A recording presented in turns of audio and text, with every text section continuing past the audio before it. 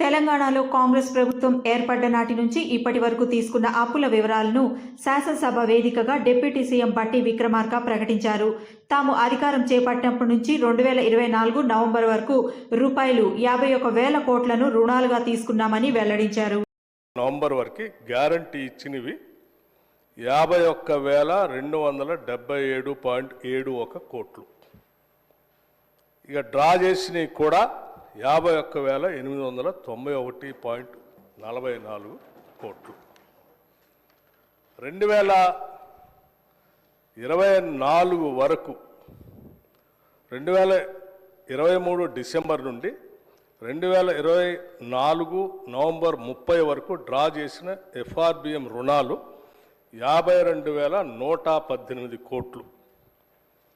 అట్లాగే అధ్యక్ష 2023 డిసెంబర్ నుండి 2024 నవంబర్ 30 వరకు కార్పొరేషన్లో ఎస్పీవీలు డ్రా చేసిన ఎఫ్ఆర్బిఎం ఏతర రుణాలు 61,991.14 కోట్లు. 2024 నవంబర్ 30 వరకు ఎఫ్ఆర్బిఎం ఏతర రుణాలు 51,277.71 కోట్లు. 2024 నవంబర్ 30 వరకు 10,099.70 కోట్లు. ఇవన్నీ పై విధంగా ఉన్నాయి అధ్యక్ష.